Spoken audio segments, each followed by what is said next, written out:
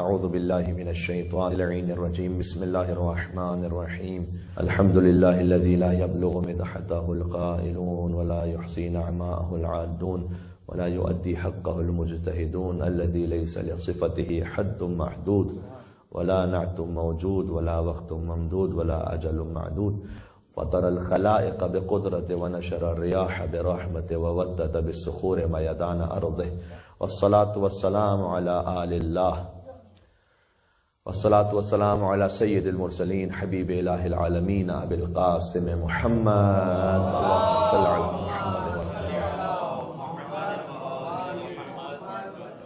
وعلى آلہ الطیبین الطاہرین المعصومین سیما بقیت اللہ فی الارضین الذین اذهب اللہ عنہم الرجس وطہرہم تطہیرا اللہم صل علی محمد وعلی محمد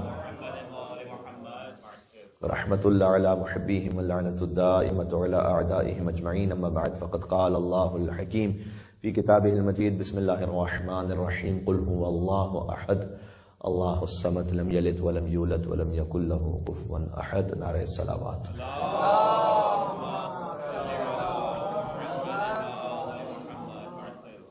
سورہ الحمد کے بعد نماز میں سب سے زیادہ پڑھی جانے والی سورہ سورۃ الاخلاص ہے، جسے سورہ توحید بھی کہتے ہیں، سورہ قل هو اللہ احد بھی کہتے ہیں، 20 کے قریب نام اس کے ذکر کیے گئے ہیں۔ سورۃ المعرفہ بھی ہے، سورۃ التجرید ہے، سورۃ التفرید ہے، یعنی خدا کی انفرادیت کو بیان کرنے والا سورۃ التفرید۔ سورۃ التجرید، تجرید یعنی مجرد، ہر شے سے پاک اور خالص، خدا کو ہر نقص اور ہر کمی سے پاک ظاہر کر دینے والا اور اس کے بیان کا سورہ۔ سورۃ التوحید واضح ہے، توحید پروردگار کا بیان ہے، اس میں عالی ترین بیان، یہ اللہ سبحانہ وتعالیٰ کا کرم ہے۔ آپ دیکھیے، آپ جانتے ہیں کہ اس سورے کو 1/3 قرآن کہا جاتا ہے، 1/3 قرآن کے برابر ہے یہ، اسی خاطر ہے کہ جو اس کی 2 مرتبہ تلاوت کرے تو 2/3 قرآن، اور جو 3 مرتبہ تلاوت کرے اسے مکمل قرآن کو پڑھنے کا ثواب عطا ہوتا ہے۔ یہ کیوں ہے 1/3 قرآن؟ اس میں بڑی اس کی کمنٹری ہے کہ کیوں 1/3 قرآن اسے کہا گیا۔ سادہ سی بات یہ ہے کہ قرآن کا 1/3 خدا کی توحید پر مشتمل ہے۔ اب آپ کلام پروردگار کا معجزہ دیکھیے گا کہ وہ کہ جو 1/3 قرآن میں تفصیل کے ساتھ ہے، وہ اختصار کے ساتھ سورہ قل هو اللہ احد میں مکمل معنی کو بیان کر دیتا ہے۔ یعنی آپ کو عقیدہ توحید کو سمجھنے کے لیے کہیں اور جانے کی ضرورت نہیں ہے، کوئی فقط اس سورے کو جان لے اور سمجھ لے، وہ مکمل توحید کو سمجھ جائے گا۔ اللہم صل علی محمد وعلی محمد۔ حضور نے فرمایا کہ ہر شے کی ایک روشنی ہوتی ہے، اور قرآن کی روشنی سورہ قل هو اللہ احد ہے، قرآن سے جو روشنی حاصل ہو رہی ہے۔ صحیح، مثلا ایک حدیث میں فرمایا کہ ہر چیز کے لیے ایک قلہ ہے، ایک بلندی ہے، قرآن کی جو بلندی سورۃ البقرہ ہے، پھر کہا قرآن کا جو قلب ہے وہ سورہ یاسین ہے، اور قرآن کی جو روشنی ہے وہ سورۃ الاخلاص ہے۔ اب اس میں سمجھنے اور پڑھنے والوں کے لیے نشانیاں موجود ہیں۔ امام سجاد علیہ السلام نے فرمایا کہ خدا یہ جانتا تھا کہ آخری زمانے میں کچھ انتہائی دقت کرنے والے قرآن میں وہ آنے والے ہیں، ان کی خاطر دراصل اللہ نے سورہ حدید کی ابتدائی 6 آیتیں اور سورہ قل هو اللہ احد کو نازل کیا ہے تاکہ تم دقت کرو۔ یعنی ہو سکتا ہے کہ وہ زمانے والے نہ سمجھ پائیں، جو حضور کے زمانے والے تھے وہ نہیں سمجھ پائے صحیح طریقے سے قل هو اللہ احد کا حقیقی مطلب کیا ہے۔ فرمایا کہ آخری زمانے میں کچھ لوگ آئیں گے جو متعمقون، تعمق کرنے والے، زیادہ دقت کرنے والے، غور و فکر کرنے والے ہوں گے، اللہ نے ان کے لیے سورہ قل هو اللہ احد کو در حقیقت نازل کیا ہے تاکہ وہ غور کریں اور وہ سمجھیں۔ تو اس کا سابقہ سوروں سے ربط کیا ہے، جو ہم ہر سورے کے حوالے سے آپ سے عرض کر رہے ہیں۔ اس وقت ترتیب مصحف دیکھیں، سورے جو اس وقت ترتیب میں ہیں وہ اس ترتیب میں نہیں جس ترتیب میں نازل ہوئے تھے، لیکن جو اس وقت موجودہ ترتیب ہے یہ ترتیب بھی رسول اللہ نے رکھی ہے۔ یہ بات سمجھنے کی ضرورت ہے، اس لیے ہم اس پہ غور کر رہے ہیں کہ کون سا سورہ کس سورے کے بعد ہے، کس سورے سے پہلے۔ اگر کسی انسان کی بنائی ہوئی ترتیب ہوتی تو ہم اس پہ غور کرنے کی ضرورت نہیں تھی، کیونکہ رسول اللہ نے کہا کہ سب سے پہلے سورہ الحمد رکھو، اسی لیے اس کو فاتحہ کہتے ہیں، فاتحۃ الکتاب، جس سے کتاب کا افتتاح ہے۔ سورہ فاتحہ اسی لیے کہتے ہیں فاتحۃ الکتاب، جس سے کتاب شروع ہوتی ہے۔ پھر حضور نے کہا سورہ بقرہ کو رکھو، سورہ آل عمران، سورہ نساء، سورہ مائدہ۔ یہ ترتیب خود حضور اکرم نے بیان فرمائی۔ آیتوں کی ترتیب بھی حضور نے بیان فرمائی کہ کون سی آیت کس سورے میں رکھو، کس جگہ پہ رکھو، اور سوروں کی ترتیب بھی حضور نے بیان فرمائی ہے۔ یہ غور طلب بات ہے بہت۔ جو 30 پاروں میں قرآن کو تقسیم کیا گیا یہ بعد کی بات ہے، یہ حضور کے زمانے میں نہیں ہے۔ یہ 30 پاروں میں اس لیے تقسیم کیا گیا کہ ہم 1 مہینے میں قرآن ختم کر رہے ہیں، صحیح۔ اس لیے 30 پاروں میں تقسیم کیا گیا کہ ہم 30 برابر کے حصوں میں، تاکہ روزانہ ایک پارہ پڑھیں اور ایک مہینے میں قرآن ختم ہو جائے۔ رکوع بھی جو اس وقت موجود ہیں وہ بعد میں تلاوت کی آسانی کے لیے رکوع الگ بنائے گا، منزل بھی بعد میں بنائے گی، منزل حضور کی متعین کردہ نہیں، جو 7 منزلیں ہیں قرآن میں، وہ اس لیے کہ جو اور زیادہ تلاوت کرنے کا شوق رکھتے ہیں وہ ایک ہفتے میں قرآن ختم کر لیں 7 منزلوں میں۔ تو جو انسانوں نے فرض کیجئے ترتیب بنائی یا اس قرآن کے حوالے سے کچھ پڑھنے کے لیے آسانی رکھی، وہ ہم آپ کی آسانی کے لیے ہے، اس پہ اتنا غور نہ بھی کرے تب بھی کوئی حرج نہیں ہے۔ لیکن جو حضور نے ترتیب رکھی ہے، کون سی آیت کہاں رکھی، کون سا لفظ کہاں رکھا، کون سا سورہ کس سے پہلے کس کے بعد، اس پہ غور کرنے کی ضرورت ہے۔ تو سورہ قل هو اللہ احد کا تعلق کیا ہے سابقہ سوروں سے؟ سابقہ سورہ ہے سورہ لہب، کل جس پہ بات ہو چکی ہے، تبت یدا ابی لہب وتب۔ ایک تو خود اس کے ردم کا تعلق ہے، ابھی ہم پہلے ایک سطح کی بات کرتے ہیں پھر اور تھوڑا سا گہرائی میں جاتے ہیں۔ ردم کا کیا تعلق ہے؟ میرے ساتھ پڑھیے گا جنہیں یاد ہے، بسم اللہ الرحمن الرحیم، تبت یدا ابی لہب وتب ما اغنى عنه ماله وما كسب سيصلى نارا ذات اللہب وامرأته حمالة الحطب۔ یہاں تک ایک ردم ہے، فی جیدها حبل من مسد، قل هو اللہ احد، مسد احد سمد یلد یولد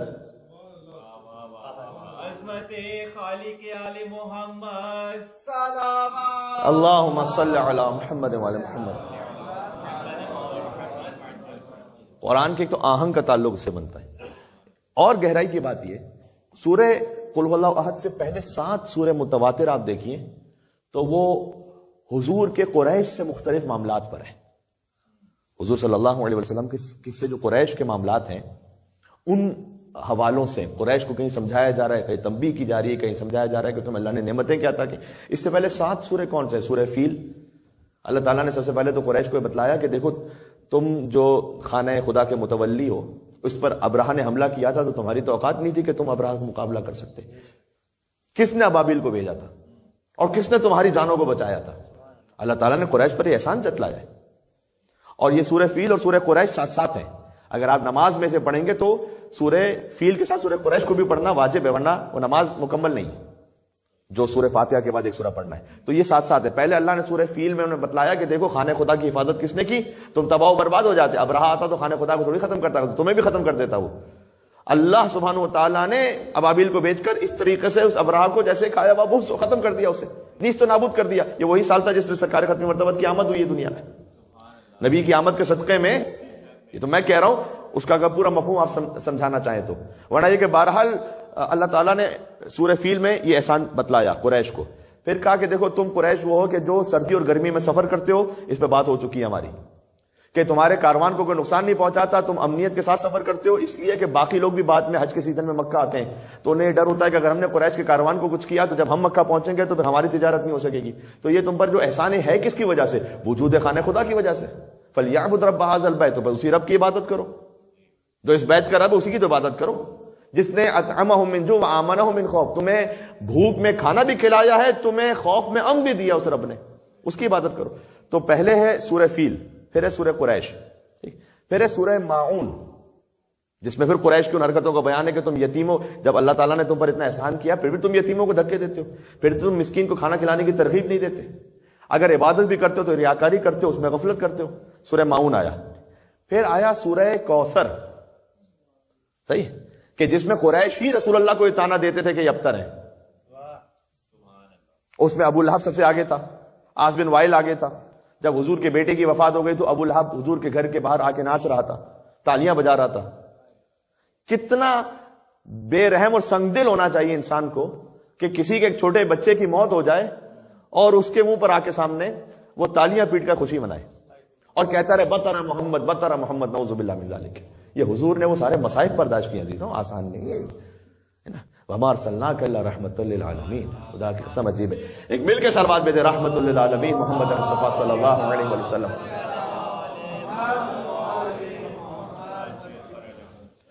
تو اللہ نے اس کا جواب دیا کہ انا اعطیناک الکوثر، آپ فکر نہ کیجیے، ہم نے آپ کو سیدہ کونین کی صورت میں خیر کثیر عطا کر دی ہے۔ یا علی، ترتیب سمجھ میں آ رہی ہے؟ تو یقیناً آپ کا جو دشمن ہے وہ ابتر بے اولاد رہے گا۔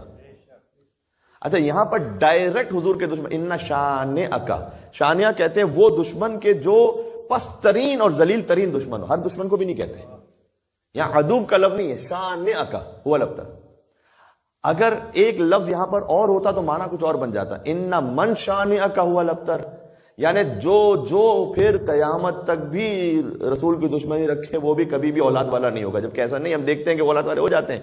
تو ان شانئک، یعنی اس وقت جو آپ کے سامنے جو بدتمیزی کر رہا ہے، خاص ابو لہب ابو جہل، ان کے کوئی نام و نسب نہیں آگے، کوئی ان کے لینیج نہیں آگے، کوئی آج کو اون کرنے والا نہیں ہے.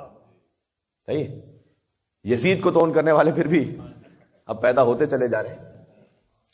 تو وہ بھی وہیں پہنچیں گے جہاں ان کے ابا پہنچے تھے. تو اللہ نے کہا ان شانیہ کا وربتا، سورہ کوثر، سورہ فیل، قریش، معون، کوثر. پھر ہے سورہ کافرون، قل یا ایھا الکافرون، کیونکہ ان کو یہ ایکسپیکٹیشن تھی کہ اچھا اس وقت تو بہرحال ہم پاور میں ہیں اور اس یتیم عبداللہ کے پاس تو کچھ ہے نہیں، تو ایک آفر کر کے دیکھو. اب سورہ کافرون پہ میں اس دن بات اس لیے نہیں کر پایا تھا کہ وہ بچوں کی زیادتیں جو دعائے جوشن کبیر بھی تھی، تو بہرحال کہ انہیں ایک آفر تو کر کے دیکھو. ہوتا یہ کہ جو کسی کمپرومائزنگ سچویشن میں ہوتا ہے وہ اس کو تھوڑی سی بھی آفر ملے کہتا ہے بھائی مان لو ابھی، ٹھیک ہے. آپ لینڈ پرچیز سیل میں ایسا دیکھتے ہیں، گھروں کے اس میں ایسا دیکھتے ہیں، باقی معاملات کہیں بھی کوئی تھوڑا سا کمپرومائز، اس کو سامنے والا کہتا ہے ایک چھوٹی سی آفر کر کے دیکھو یہ آ جائے گا. تو انہوں نے آفر کیا، کہا کہ یہ ابھی تو ان کا کوئی بھی پوچھنے والا نہیں ہے، ان کو ایک آفر کر دو. ایسا کرتے ہیں 1 سال تک ہم تمہارے خدا کو مان لیتے ہیں، 1 سال تم ہمارے خدا کو مان لو، چلو ٹھیک ہے. در حقیقت اس کا بھی ایک جواب ہے سورہ قل هو اللہ احد، اس کا تعلق ہے. یہاں پر کوئی ڈیل نہیں ہو رہی. قل یا ایھا الکافرون لا اعبد ما تعبدون، میں عبادت نہیں کرتا ان کی کہ جن کی تم عبادت کرتے ہو، ولا انا عابد ما عبدتم، اور نہ کبھی عبادت کروں گا ان کی جن کی تم عبادت کرتے ہو. پہلے سے کلیئر ہے، نہ ابھی کرتا ہوں عبادت جن کی تم عبادت کرتے ہو. اچھا اس پورے سورہ میں، سورہ کافرون میں لفظ اللہ نہیں آیا، غور کیجئے گا. صحیح، لا اعبد ما تعبدون، اعبد میں عبادت نہیں کرتا اس کی جس کی تم عبادت کرتے ہو. ولا انتم عابدون ما اعبد، نہیں تم عبادت کرتے ہو اس خدا کی جس کی میں کرتا ہوں. ولا انا عابد ما عبدتم، نہیں کروں گا، عابدن اس میں فاعل ہے، نہیں کبھی کروں گا آگے کنٹینیوشن میں ان کی کہ جن کی تم عبادت کرتے ہو. ولا انتم عابدون ما اعبد، نہیں تم عبادت کرو گے اس کی کہ جس کی میں عبادت کرتا ہوں. یہ قرآن کے غیب کی خبروں میں سے ایک ہے، کیونکہ جن سے رسول اللہ نے کہا تھا بعد میں کوئی بھی آخر وقت تک مسلمان نہیں ہوا.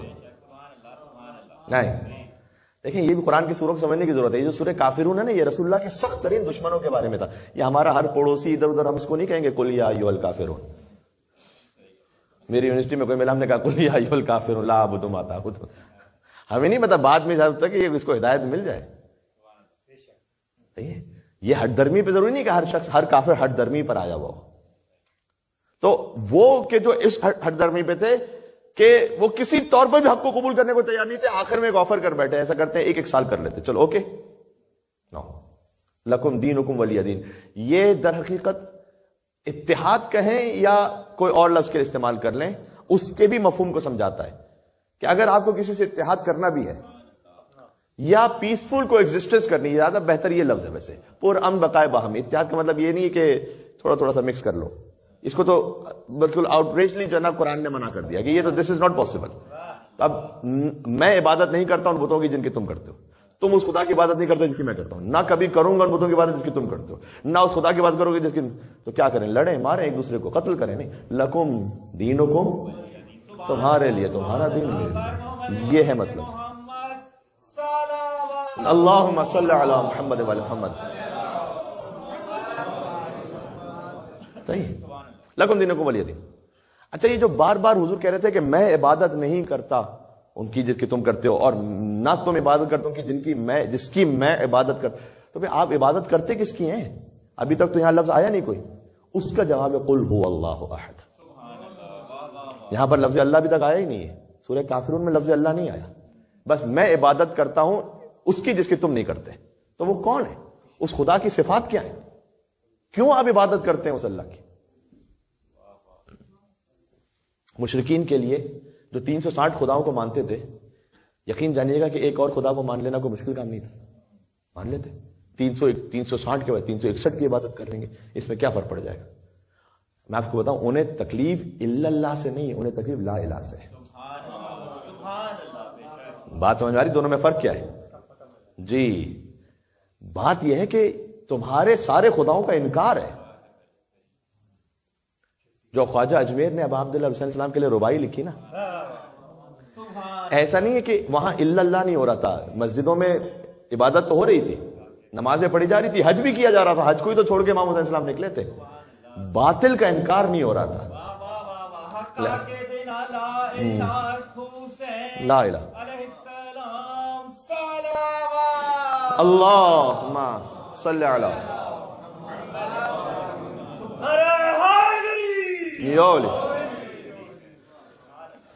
تو بعض نے یہ بھی لکھا کہ چونکہ ربائی کے اعتبار سے وہ وزن پورا کلمے میں آ نہیں رہا تھا، لہٰذا حقا کے بنا لا الہ ادھورا انہوں نے کلمہ لکھا۔ لیکن بہرحال کئی علماء نے کہا جیسے ربائی کے 108 اوزان ہے، اب کیا گفتگو کی جائے کہ کون کون سے اوزان ہیں ربائی کے، لیکن بہرحال آ بھی سکتا تھا کلمے میں، کلمہ پورا آ سکتا تھا کسی نہ کسی وزن میں۔ انہوں نے لا الہ پر توجہ دی کہ جو لا الہ کی بنیاد ہے وہ حسین ہے، ہر جھوٹے باطل خدا کا انکار کرو۔ اچھا، لا صنم الا اللہ بھی نہیں ہے، خالی کوئی بت نہیں، بس اللہ عبادت نہ۔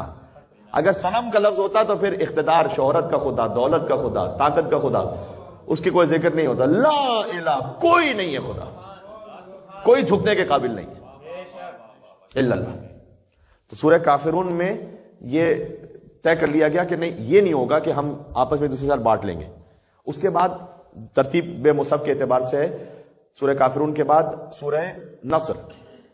اچھا، سورہ کافرون جو ہے نا، اب جب تمہارا دین الگ ہمارا دین الگ، ٹھیک ہے، تم اپنے دین پر ہم اپنے دین پر، اسی کو ایک طرح سے سورہ کافرون کو آپ ٹاپ پہ رکھیں اور اس کی دو پھر برانچز بنا دیں اس طرح سے کہ پھر تمہارا دین کیا اور ہمارا دین کیا، اس کا نتیجہ کیا ہوگا؟ ہمارا دین وہ ہے کہ اذا جاء نصر اللہ والفتح، اگلا سورہ، اللہ کی نصرت آئے گی اور فتح ملے گی۔ وَرَأَيْتَ النَّاسَ يَدْخُلُونَ فِي دِينِ اللَّهِ أَفْوَاجًا، اور تم دیکھو گے کہ لوگ گروہ در گروہ دین میں داخل ہوں گے۔ یہ ہے دین خدا کی شان۔ لَكُمْ دِينُكُمْ وَلِيَ دِين، اس کا اگلے دو سوروں میں تعارف ہو رہا تھا۔ اذا جاء نصر اللہ والفتح، یہ رسول اللہ کا دین ہے۔ تمہارا دین کون سا ہے؟ تبت یدا ابی لہب وتب، سورہ مسد نیکسٹ سورہ ہے۔ بات واضح ہو گئی؟ تمہارا دین وہ ہے تبت یدا ابی لہب وتب، برباد ہو جاؤ گے، ختم ہو جاؤ گے، اللہ کے مقابلے میں آؤ گے تباہ ہو جاؤ گے۔ تبت یدا ابی لہب وتب ما اغنی عنہ مالہ وما کسب، نہ مال کام آئے گا نہ اولاد کام آئے گی۔ ما اغنی عنہ مالہ وما کسب سیصلی نارا ذات لہب وامرأتہ حمالۃ الحطب، اور جو اس کی بیوی ہے وہ بھی ہلاک ہوئی، یعنی جو ساتھ دینے والا ہے اس کا سب ہلاک ہوں گے۔ فی جیدہا حبل من مسد، اس ہار پر، کل سے تفسیر کر چکا ہوں تھوڑی سی، اس ہار پر، مجھے لفظ تفسیر اپنے آپ کے لیے کہنا اچھا نہیں لگتا، میں اس قابل نہیں ہوں، تو میں فقط کہتا ہوں کہ تھوڑی سی گزارشات میں عرض کرتا ہوں سوروں کے حوالے سے۔ وہ ہار کے جو اس نے گردن میں پہنا ہوا تھا اور بہت ہی خوبصورت تھا اور اپنے زمانے کا یونیک ہار تھا، اس نے منت مانی ہوئی تھی کہ جو محمد کو اذیت پہنچائے گا، نعوذ باللہ صلی اللہ علیہ وآلہ وسلم کو جو اذیت پہنچائے گا، میں اسے یہ ہار بطور تحفہ دوں گی۔ اللہ نے کہا کہ یہی خرمے کی چھال کی رسی تمہاری گردن میں پھنسے گی اور تم ہلاک ہو جاؤ گی، کل سنا چکا ہوں یہ۔ تو سورہ کافرون میں لکم دینکم، تمہارا دین، تبت یدا ابی لہب وتب، ولی دین، میرا دین، اذا جاء نصر اللہ والفتح۔ یہ 7 سورے ہو گئے جس میں قریش سے مستقل ایک تعارض ہے۔ جب یہ فائنل آ گیا نا کہ تبت یدا ابی لہب وتب، اے رسول، کیونکہ ابو لہب وہ دشمن نہیں تھا کہ جو ایک مرتبہ میدان جنگ میں آ جائے، اس کے بعد جب اگلی جنگ ہوگی تو پھر دیکھا جائے گا اسے، نہیں، وہ رسول اللہ کے پڑوس میں رہتا ہے، وہ تو روز آ کے رسول اللہ کے سامنے شور مچاتا ہے اور اذیت بھی دیتا ہے، تالیاں پیٹنا، تماشے کرنا۔ اس کی بیوی شاعرہ ہے جو حضور پر طنزیہ اشعار کہتی ہے، حتیٰ جب یہ سورہ نازل ہوا تھا تو لکھا ہے تاریخ میں کہ وہ، کیونکہ اس کا مطلب یہ ہے کہ ابو لہب تیرے ہاتھ ٹوٹ جائیں، دونوں ہاتھ، تو وہ بازاروں میں نکل کر اپنے ہاتھوں کو دکھا کر کہتا تھا اس کے لیے محمد وہ سورہ نازل ہوا ہے، دیکھو میرے ہاتھ تو کچھ نہیں ہوئے، آیا ہوا کچھ ہوا، طنز کرتا تھا، ٹونٹ کرتا تھا، گلیوں میں گھوم کے ٹونٹ کرتا تھا رسول اللہ۔ جب وہ تباہ و برباد، نیست و نابود ہو گیا، تو گویا اب اللہ سبحانہ وتعالیٰ نے پھر سے ایک پیغام دیا کہ اے ہمارے حبیب، اب آپ کو اس دشمن کی یا کسی بھی دشمن کی، ان کافروں کی، قل یا ایھا الکافرون، فکر کرنے کی ضرورت نہیں، اب آ جائیے دوبارہ اپنے اصل میسج پر، قل هو اللہ احد، اب آپ پھر سے اسی توحید کے پیغام پر آ جائیے. ان سے ہم نمٹ لیں گے. تبت یدا ابی لہب، ہم نے ان کا کام تمام کر دیا، آپ کو اسے فکر کرنے کی ضرورت نہیں. آ جائیے اب اصل میں قل هو اللہ احد. پھر سے کہیے آپ قل. اللہ تعالیٰ اپنی خالص توحید کو مصطفیٰ کے بغیر نہیں پہنچاتا ہے.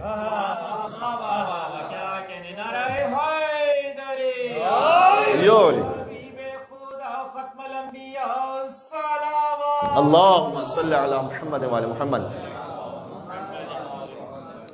اللہ تعالیٰ اپنی خاص الخاص توحید، اس سے بڑھ کر کوئی خالص توحید کا سورہ نہیں ہے. اللہ تعالیٰ اپنی توحید میں کہتا ہے قل، آپ کہیے. یہ کون سے بڑے توحید کے چیمپئن بنے ہوئے ہیں جو کہتے ہیں کہ ہم ڈائریکٹ اللہ تک پہنچیں گے،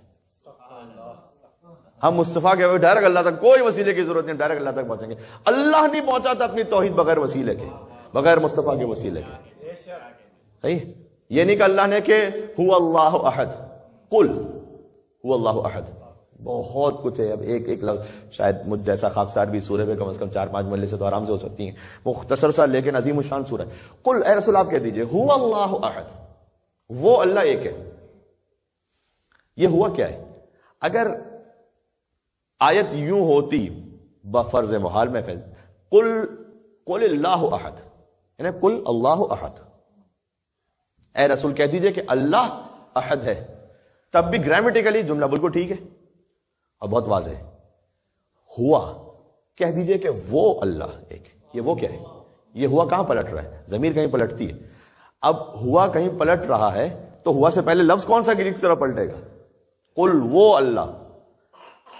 اچھا، میں آپ سے بات کر رہا ہوں اور میں ڈائریکٹ بات یوں شروع کروں کہ وہ صاحب جانتے ہیں آپ کہیں گے کون وہ؟ ابھی لفظ نہیں کہا آپ نے، کون سے وہ؟ ڈائریکٹ میں وہ سے بات نہیں شروع کر سکتا آپ سے. اگر میں کہوں گا نا وہ دیکھا آپ نے تو آپ کہیں گے کیا، کیونکہ ابھی میں وہ کا معنی لایا نہیں ہوں جملے میں. اللہ کہہ رہا ہے وہ اللہ، ڈائریکٹ بات جہاں شروع ہوئی، وہ اللہ احد ہے. وہ کون؟ وہ کس کی طرف اشارہ ہے؟ یہ آپ کے وجدان اور ضمیر کی طرف اشارہ ہے. میں آپ سے واقعاً کہہ رہا ہوں، ذرا غور کیجیے گا اس پہ. قرآن میں جو ہے نا، قرآن میں وجود خدا کا ٹاپک، خود خدا موجود ہے، اس کا ٹاپک بالاستقلال اتنا ڈسکس ہی نہیں کیا گیا. ضمناً بات آ جائے تو آ جائے. خدا کے ایک ہونے یعنی توحید کا ذکر کیا گیا ہے، خدا کے وجود کا ذکر الگ سے نہیں ہے. اس لیے کہ یہ آپ کے اور میرے وجدان اور فطرت کا حصہ ہے، اس سے الگ سے ڈسکس کرنے کی ضرورت نہیں ہے. ذرا غور کیجیے گا میں کیا کہنا چاہ رہا ہوں. ہمارے اصول دین کا آغاز توحید سے ہوتا ہے. توحید یعنی کیا؟ یعنی خدا ایک ہے. تو بھائی پہلے خدا ہونے کو تو مانو، پھر ایک ماننا. تو پہلا تو وجود خدا ہونا چاہیے تھا. توحید کا پہلا ہونا چاہیے تھا وجود خدا، پھر اس میں توحید آئے گا نا. توحید کیوں؟ وجود خدا ہم اور آپ کی سرشت میں بلٹ ان رکھا ہے اللہ نے. اف اللہ شک، اللہ کہتا ہے قرآن میں، کیا تمہیں شک بھی ہے اللہ کے نہ ہونے میں؟ شک بھی، کوئی شک کی بات ہے کیا؟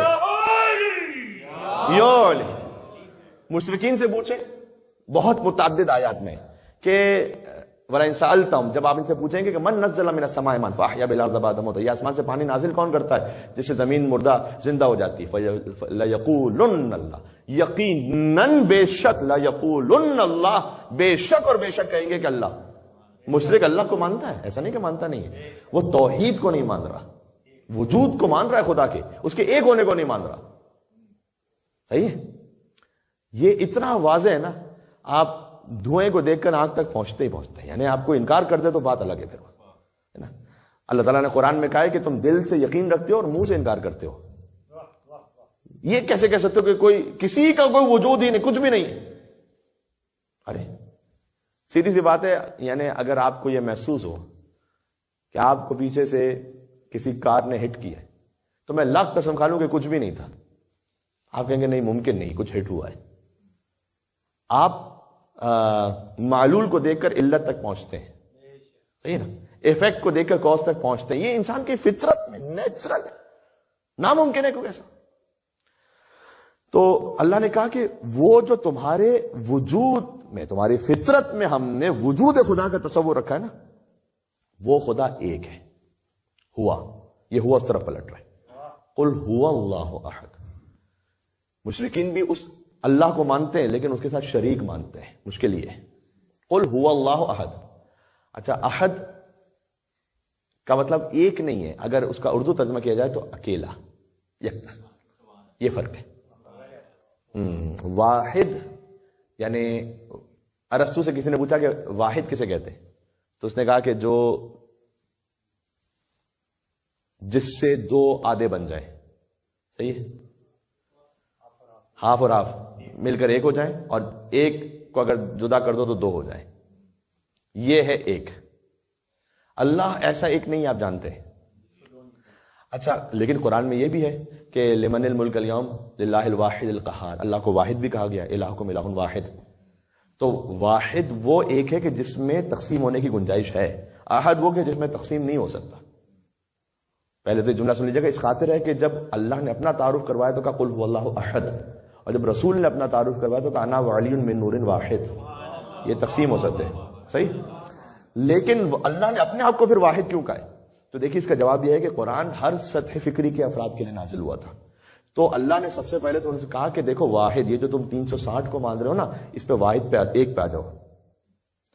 اب جب تم واحد پر آ جاؤ گے تو پھر یہ بھی سن لو کہ قل هو اللہ احد، وہ واحد جو ہے نا وہ احد ہے۔ بات واضح ہو رہی ہے؟ پہلے تم اس سطح پر آ جاؤ کہ 360 کو چھوڑو، ایک پر آ جاؤ، پھر وہ ایک بھی ایک ایسا ہے کہ جو اکیلا ہے، تقسیم نہیں ہو سکتا، نہ دو سے مل کے ایک بن سکتے۔ قل هو اللہ احد اللہ الصمد، اور خدا وہ ہے جو صمد ہے، صمد بے نیاز ہے، سادہ ترجمہ بے نیاز ہے۔ صمد کا ویسے مطلب ہوتا ہے کہ جس کے اندر کوئی گیپ نہ ہو، کوئی نفوذ نہ کر سکے، کوئی پینیٹریٹ نہ کر سکے، صحیح۔ یہاں پر علامہ طباطبائی نے ایک بات لکھی بڑی اچھی سی، کہتے ہیں اللہ نے کہا قل هو اللہ احد اور اللہ الصمد، اللہ کا لفظ پھر تکرار ہوا، اللہ الصمد، وہو الصمد نہیں کہا، اللہ الصمد۔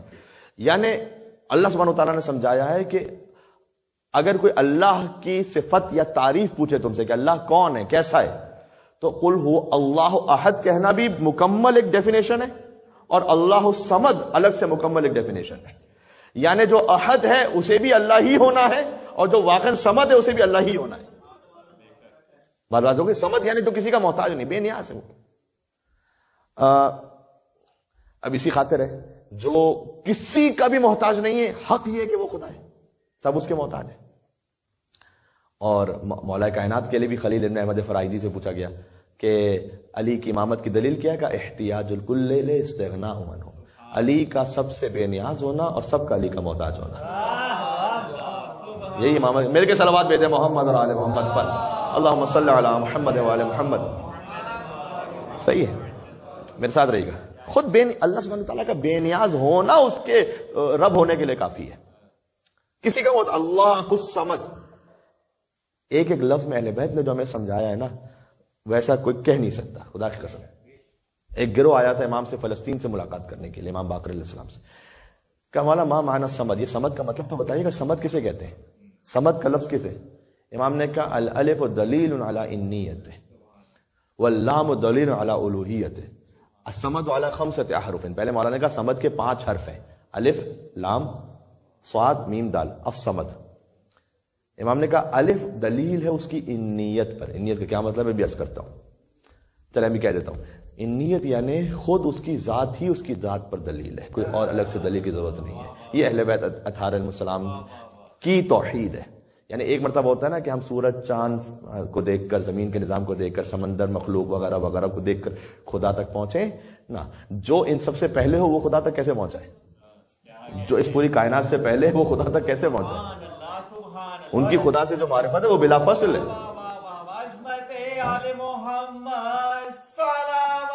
اللہم صلی علی محمد۔ رسول اللہ کی معرفت اتنی قربت پر ہے، اور حسین منی وانا من حسین، حضور نے سمجھایا کہ جو مجھ سے منیت پر اس کی معرفت بھی ویسی ہے۔ دعائے عرفہ میں اب عبداللہ حسین کیا کہتے ہیں؟ ہے کسی کے پاس پیسہ کلام تو لے آئے سامنے، میں ماتھا ٹیک دوں گا اپنا، کہ الہی تعددی فی الآثار یوجب بعد المزار، پروردگار تیرے آثار پر، تیری مخلوقات پر غور کرنا، یوجب بعد المزار، وہ تو مجھے تجھ سے اور دور کر رہا ہے، ہمیں تو قریب کر رہا ہے، اس لیے کہ جس کی معرفت ڈائریکٹ ہے وہ جب آثار کو دیکھ رہا ہے تو وہ تو اور دور ہو رہا ہے۔ ترددی فی آثار یوجب بعد المزار، پروردگار میرا تیرے آثار میں گردش کرنا، ترددی اس پہ غور کرنا، یوجب بعد المزار، بعد کہتے ہیں دور کو، بعد المزار میں تیری زیارت سے یعنی تیری لقاء سے، تیری قربت سے تو اور دور ہو رہا ہوں میں تو. متى غبت، تو غائب ہی کب ہے میرے لیے. حتی تحتاج الی دلیل، دعا عرفہ امام حسین علیہ السلام، کہ تیرے لیے مجھے کسی دلیل کی ضرورت ہے، غائب ہی نہیں ہے. ہائے ہائے ہائے ہائے متى غبت. سبحان اللہ سبحان اللہ بھائی سبحان اللہ. جانتے ہیں میں اپنے آپ کے لیے کیا سبحان اللہ، میں تو کلام ابا عبداللہ الحسین علیہ السلام کے لیے کہہ رہا ہوں سبحان اللہ. صحیح ہے کہ متى غبت، تو غائب کب ہے میرے لیے. حتی تحتاج الی دلیل. صحیح. اور پھر فرمایا کہ امیت عین لا تراک علی رقیبہ، اندھی ہے وہ آنکھ جو تجھے نہ دیکھ سکے رقیب، اندھی ہے اس کو. دعائے صباح میں امیر المومنین کہتے ہیں یا من دل علی ذاتہ بذاتہ، اے وہ کہ جس کی ذات ہی خود اس کی ذات پر دلیل ہے. علی کو کسی اور چیز کی ضرورت نہیں ہے اس تک پہنچنے کے لیے. آئے آئے ایسی توحید کہیں ملے تو لے آئیے، ملے تو لے آئیے. اسی لیے تو حضور نے بظاہر فرمایا تھا کہ علی مثلک فی ھذہ الامہ، اے علی آپ کی مثال اس امت میں ویسی کا سورۃ توحید فی القرآن، جیسے سورہ قل ھو اللہ احد قرآن میں ہے ویسے آپ اس امت میں ہیں علی. آئے ہائے یا علی، آپ کی مثال قرآن میں اس امت میں ویسی ہے جیسے قرآن میں سورہ قل ھو اللہ احد کی مثال ہے. دیکھیں رسول اللہ نے کیا کام کیا تھا، جس شے کی عظمت مسلمانوں کے دلوں میں آلریڈی اسٹیبلش تھی نا، اس سے مولا علی کو تشبیہ دے کر مولا علی کی عظمت سمجھائی. قرآن کو پہلے سے سمجھتے تھے، اس کی حیثیت احترام ہے کہ علی المال قرآن والقرآن علی. کعبے کی حیثیت پہلے سمجھتے تھے، یا علی مسلوں کا مسل الکعبہ، اے علی آپ کی مثال کعبے کی مثال ہے. سورہ قل ھو اللہ احد کی عظمت کو سمجھتے تھے، صحابہ اس سورہ کو بہت تکرار کرتے تھے، حدیث میں آیا کہ بہت اس کو دہراتے تھے کہ یا علی مسلوں کا فی ھذہ الامہ کا مسئلہ سورۃ توحید فی القرآن آیا. کیوں؟ اور کیجیے گا حضور نے سمجھایا ہے. آخری جملے، بات تو بہت ہے، بات ہو سکتی ہے. حضور نے کہا کہ اے علی آپ کی مثال اس امت میں ویسی جیسے قل ھو اللہ احد کی مثال قرآن میں، قل ھو اللہ احد 1/3 قرآن کے برابر ہے. 1/3 تو پورا قرآن مکمل ہو جاتا ہے. آپ کی مثال اس امت میں ویسی جیسے قل ھو اللہ احد قرآن میں. آپ کی محبت کے بھی 3 جز ہیں. جو دل میں محبت کا اقرار کرے وہ 1/3 محبت پوری ہوتی ہے، جو عمل سے اس کا اظہار کرے تو 2/3 پوری ہوتی ہے، جو زبان سے بھی کہہ دے اس کی پوری محبت مکمل ہو جاتی ہے. یا علی میں کیا کروں. اللہم صلی علی محمد وعلی محمد. بات سے بات نکل رہی ہے، بس حدیث کو خالی مکمل کر رہا ہوں. اب کوئی یہ نہ کہے کہ جناب یہ سورہ قل ھو اللہ احد میں مولا علی کا ذکر کہاں سے آ گیا، تو رسول اللہ نے کیوں کیا تھا پھر مولا علی کا ذکر، تو ہم کیا نہ کریں پھر مولا علی کا ذکر. تو الف دلیل علی انیت، الف دلیل انیت پر. ایک ہوتا ہے لمیت، ایک انیت، دونوں فلسفے کی اصطلاحات ہیں. یعنی کیا؟ لمیت کا مطلب ہوتا ہے کہ آپ اثر سے مؤثر تک پہنچتے ہیں، چاند سورج وغیرہ سے خدا تک. انیت کا مطلب ہوتا ہے کہ آپ مؤثر سے اثر تک آتے ہیں، کہ خود اس کی ذات ہی اس کی ذات پر دلیل ہے، پھر مجھے کہیں اور جانے کی ضرورت نہیں، میں خدا سے پھر میں دیکھ رہا ہوں کہ اس کے آثار ہی ہیں. ٹھیک ہے. تو مولانا نے کہا الف الصمد میں انیت پر دلیل ہے، اس کی ذات پر دلیل. لام اس کی الوہیت پر دلیل ہے. مختصر کر دو، لام اس کی الوہیت پر دلیل ہے، یعنی وہ سب کے لیے معبود ہے. صاد الصمد ہے نا، صاد امام باقر کہہ رہے ہیں اس گروہ سے جو آیا ہے، صاد دلیل ہے اس کی صداقت پر، اس کے صادق ہونے پر. میم دلیل ہے اس کے ملک پر، اور دال دلیل ہے اس کے دوام ملک پر. یہ الصمد کا مطلب ہے. پھر امام نے کہا لام کس پہ دلیل ہے؟ اس کی الوہیت پر، اس کی قدرت پر، اس کی طاقت پر. ٹھیک ہے. پھر امام نے کہا کہ بالکل اس کی الوہیت ایسی ہی ہے جیسے تم الصمد کہتے ہو تو لام آتا ہے کہنے میں، لکھنے میں آتا ہے، آتا ہے جی. بس جب ویسے دیکھو گے تو نظر نہیں آئے گا، لیکن جب لکھو گے تو اس کے آثار میں نظر آ جائے گا. امام نے کہا لام اسی طرح سے ہے یہاں پر، کہنے میں پوشیدہ ہے، لکھو تو ظاہر ہے. اللہ بھی ایسا ہی ہے. پھر امام نے جانتے کیا کہا؟ یہ کوئی شاعرانہ انداز تخاطب نہیں ہو رہا تھا. امام کہتے ہیں کہ اگر مجھے لائق لوگ مل جائے نا میرے سامنے تو لنشرت التوحید والدین والشرائع من لفظ الصمد، میں پورا دین اور پوری شریعت تمہیں لفظ الصمد سے نکال کے بتلا سکتا ہوں اگر مجھے لائق لوگ مل جائیں تو۔ یہ امام کی حدیث ہے، اللہ الصمد۔ اسی الصمد کی تشریح ہے لم یلد ولم یولد، کیونکہ وہ بے نیاز ہے، نہ ہی اس نے کسی کو جنا ہے نہ کسی نے اس کو جنا ہے، کیونکہ وہ بے نیاز ہے۔ ان چیزوں سے ماورا ہے، بہت گنجائش ہے کہ بات ہو سکے، میں بات ختم کر رہا ہوں پھر۔ وَلَمْ يَكُنْ لَهُ كُفُوًا أَحَدٌ، کف کہتے ہیں کمپیٹیبل ہونا، جیسے کہ ازدواج کے معاملے کے لیے بھی کہ ہم کف ہو، ہم کف یعنی تمہارے برابر جیسا ہو۔ وَلَمْ يَكُنْ لَهُ كُفُوًا أَحَدٌ، کوئی ایک بھی، احد کوئی ایک بھی اس کے برابری کا نہیں ہے، کوئی نہیں ہے، بلکہ جو اس کی عبدیت میں جتنا آگے ہے اتنا ہی اللہ نے اسے مقام عطا کیا۔ تو حضور عبد خالص خدا ہے، مولا علی عبد خالص خدا ہے۔ جب معراج کا بھی ذکر کیا سبحان اللہ اسرا بعبدہ، تشہد میں بھی ذکر کیا اشہد ان محمدًا عبدہ ورسولہ، صحیح ہے؟ تو بندے کا کمال اس کی عبدیت میں، سر کو جھکا دو اس کے سامنے۔ بات واضح ہو گئی؟ منزل مصائب پر دو جملے عرض کرتا ہوں۔ منزل مصائب پہ جانے سے پہلے ایک بات کہ ہم کہتے ہیں کہ اے پروردگار، مجھے امام رضا کی وہ حدیث یاد آ گئی، نیشاپور میں کیا کہا کہ لا کلمۃ لا الہ الا اللہ حسنی، میں نے اپنے آباء و اجداد سے سنا ہے کہ اللہ نے یہ بیان کیا حدیث سلسلۃ الذہب کہ لا الہ الا اللہ میرا قلعہ ہے، جو اس قلعے میں داخل ہو گیا وہ امان پا گیا ہر عذاب سے، لیکن بشرطہا و شروطہا، لیکن شرط اور شرائط کے ساتھ، شرط و شرائط انا من شروطہا، میں علی ابن موسیٰ رضا بھی لا الہ الا اللہ کی ایک شرط ہوں، یعنی جب مجھ پر ایمان نہیں رکھو گے تو لا الہ الا اللہ تمہیں بچانے والا نہیں ہے۔ تو پروردگار تو اپنی آخری حجت کو بھیج دے تاکہ وہ لا الہ الا اللہ کا جو مفہوم ہے نا وہ پورا ہو جائے، اس کے بغیر ادھورا ہے۔ کلمہ توحید پورا نہیں ہوتا، یاد رکھیے گا، دین شروع ضرور ہوتا ہے لا الہ الا اللہ پر، لیکن ختم نہیں ہوتا۔ دین محمد رسول اللہ لا الہ الا اللہ ہی کا آگے تسلسل ہے۔ جو محمد رسول اللہ کو نہیں مانتا وہ لا الہ الا اللہ ہی کو نہیں مانتا درحقیقت، اور جو علی ولی اللہ کو نہیں مانتا وہ محمد رسول اللہ کو نہیں مانتا درحقیقت۔ پروردگار تو اپنے آخری حجت کو بھیج دے کہ دنیا میں آپ دیکھیں کتنا ظلم ہر طرف اس وقت۔ پھر چند دن بڑے دل خراش گزرے، مسجد اقصی میں جو کچھ ہو رہا ہے اس پر آپ کلپس دیکھیں تو جو یہودیوں کا جشن ہے اور ان کا ناچ گانا ہے وہ آپ نے دیکھا ہوگا کہ وہ چل رہا ہے ایک طرف، اور ایک طرف سے جو ہے وہ ناچ اور گانا چل رہا ہے، اور جب تماشا چل رہا ہے۔ دوسری طرف کابل میں ایک کے بعد ایک دل خراش منظر ہے، بچوں بچیوں کا خون میں لت پت ہونا، ان کی کتابوں کا خون میں لت پت ہونا دل کو ہلا دیتا ہے عزیزوں۔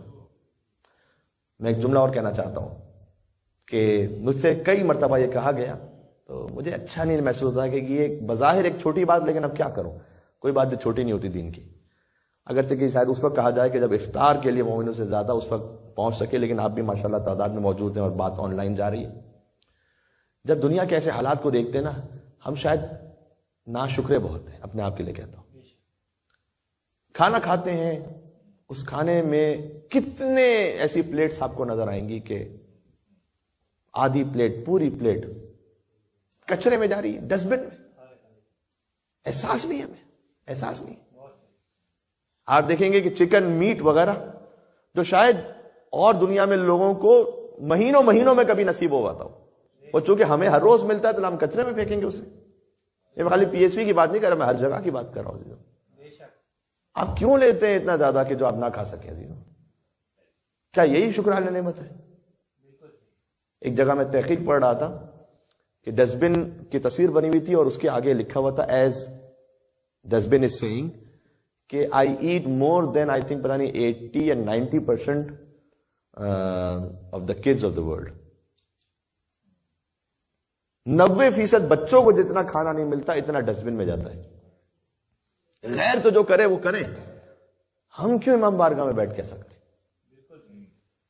میں نے پوچھا کسی برادر سے کہ وہ پانی کی بوٹلز جو ہیں وہ آج کل 2 دن سے پانی کی بوٹل دسترخوان پر نہیں ہے اور پانی گلاس میں سرو کیا جا رہا ہے، کیوں؟ میں نے کہا کہ جناب مولانا صاحب پانی کی بوٹلز اتنی ضائع کرتے ہیں لوگ، 2 گھونٹ پیے چھوڑ دیا، 1 گھونٹ پیے چھوڑ دیا، پوری پانی کی بوٹلز بھری ہوئی ہیں۔ اس میں بھی کوئی شرم کی بات نہیں عزیزوں، کہ اگر کوئی پانی کی بوٹل آدھی ہے یا کچھ ایک کسی نے گھونٹ لی آپ اس میں سے پی لیں۔ میں پی لیتا ہوں خود، اس لیے میں آپ سے کہہ رہا ہوں، کیا شرم کی بات ہے اس میں؟ کیا شرم کی بات ہے کہ اگر ہم نے اسی سے پانی پی لیا؟ سب سے پہلے تو پینے والے کو ضائع نہیں کرنا چاہیے، سب سے پہلے تو اس کی ذمہ داری ہے، اور اگر کہیں پڑی بھی تو اسی سے پی لیں، کیا ضرورت ہے دوسری بوٹل کھولیں؟ کوئی اتنا بھی ہائیجین کی ضرورت نہیں ہے عزیزوں کہ اگر کسی اور نے اس میں پانی پیا ہوا تو مجھے پتہ نہیں کیا ہو جائے گا، مجھے ملیریا ہو جائے گا، پتہ نہیں کیا ہو جائے گا، نعوذ باللہ من ذالک۔ خیر ایسی پاکستان ہندوستان میں آپ کو پتا ہے کہ مسجد میں ایک وہ کیا ہوتا ہے، گلاس سٹیل کا بندہ ہوا ہوتا ہے، پوری کمیونٹی اس سے پانی پیتی ہے، چین سے۔ وہ چین سے بھی بندہ ہوا ہونا وہ بھی ایک خیر ایک الگ آفت ہے بہرحال، لیکن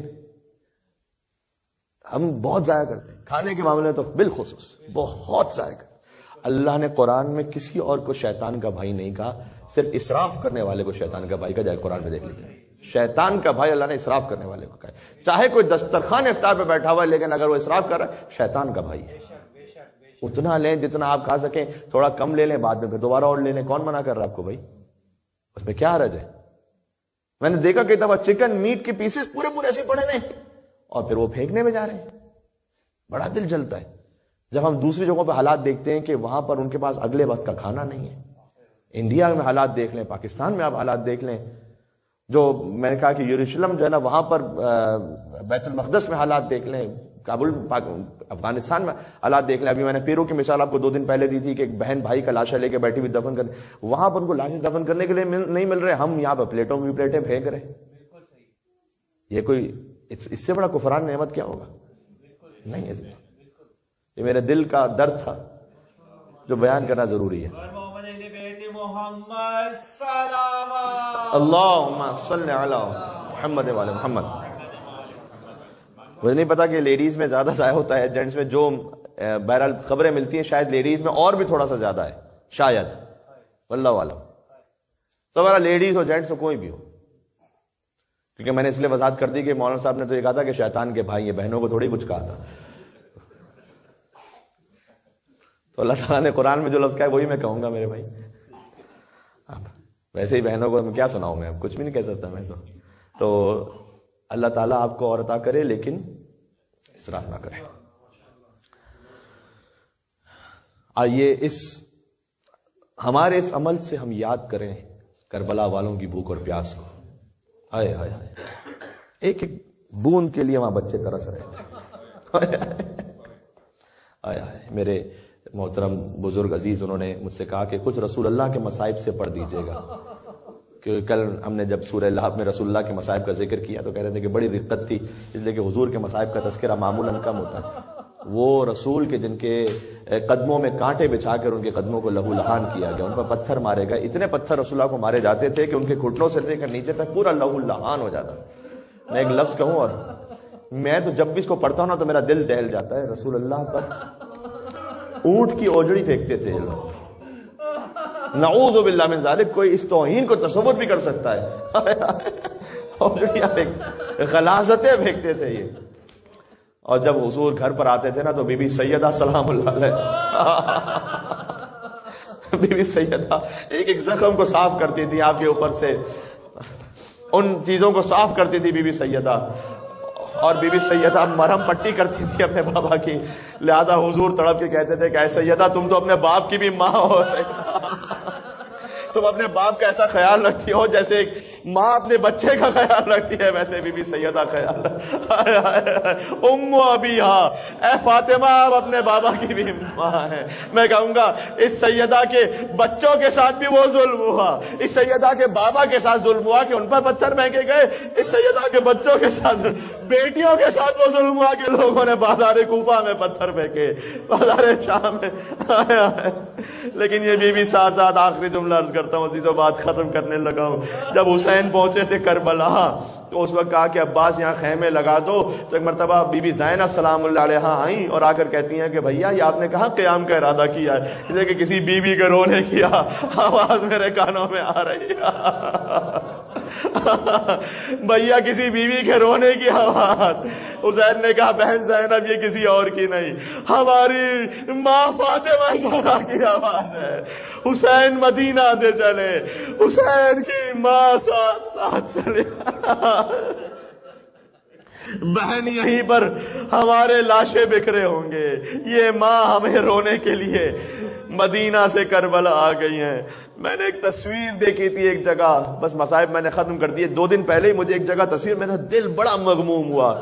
جنت البقیع کی ٹوٹی ہوئی قبروں کی تصویر تھی خالی، اور اوپر کربلا کی تصویر تھی نا ماشاءاللہ اجتماع. اس جنت البقیع قبروں پہ لکھا ہوا تھا ماں، اور کربلا پہ لکھا تھا ماں کی دعا. ماں کی قبر ویران ہے اور تو ماں کی دعا ہے. کربلا ہے مولا، سیدہ فاطمہ سلام اللہ علیہ کے صدقے میں آباد ہے. اے سیدہ، آپ کے مزار کو جو مسمار کرنے والے ہیں واسل جہنم ہو جائے. اللہ تعالیٰ مولا کو حسن ظہور عطا فرما دے. ہائے ہائے. 8 شوال یوم انہداء میں جنت البقیع کی مناسبت سے یہاں مجلس بھی ہوگی. میں نے کہا موضوع آیا ہے تو اعلان بھی کر دوں انشاءاللہ. ربنا تقبل منا انك انت السميع وتب علينا انك انت التواب الرحیم. پروردگار ہم توبہ کرتے ہیں تیری بارگاہ میں اس لیے کہ تو ہی توبہ قبول کرنے والا اور رحیم اور مہربان ہے. پروردگار ہمارے نام اعمال میں بہت سے گناہ ہیں، ہماری آنکھوں سے گناہ ہیں، کان سے، زبان سے، ہاتھوں سے گناہ ہے، کتنا اسراف کا گناہ، کتنا اور چیزوں کا گناہ، ناشکری، پتہ نہیں کیا کیا شکوے. اے پروردگار تجھ سے معافی کے طلبگار ہیں، تو ہمیں اپنا بندہ بننے کی توفیق عطا فرما، رسول اللہ کا سچا امتی بننے کی، مولا علی کا شیعہ بننے کی، امام حسین کا عزادار قائم علیہ السلام کا منتظر بننے کی توفیق عطا فرما. پروردگار ہماری عبادتوں کو قبول کر لے. رمضان میں ہماری اطاعت روزوں جیسے بھی ہم نے کیا ہے، بہرحال انسان خطا کار بہت سے ہیں، ہمارے اعمال ناقصہ کو اپنی رحمت کاملہ کے طفیل قبول فرما دے.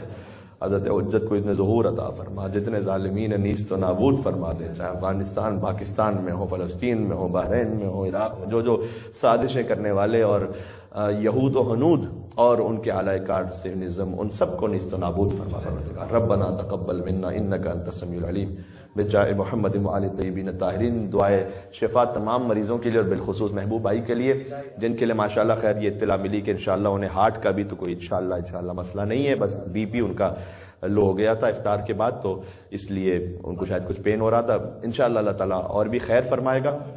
اور ان کے لیے اور باقی مریضوں کو شامل کرتے ہوئے 5 مرتبہ اما یجیب کا ورد فرما لیجیے گا. بسم اللہ الرحمن الرحیم. اما یجیب المضطر اذا دعاہ ویکشف السوء. أَمَّن يُجِيبُ الْمُضْطَرَّ إِذَا دَعَاهُ وَيَكْشِفُ السُّوءَ. أَمَّن يُجِيبُ الْمُضْطَرَّ إِذَا دَعَاهُ وَيَكْشِفُ السُّوءَ. أَمَّن يُجِيبُ الْمُضْطَرَّ إِذَا دَعَاهُ وَيَكْشِفُ السُّوءَ. أَمَّن يُجِيبُ الْمُضْطَرَّ إِذَا دَعَاهُ وَيَكْشِفُ السُّوءَ. نعرہ صلوات.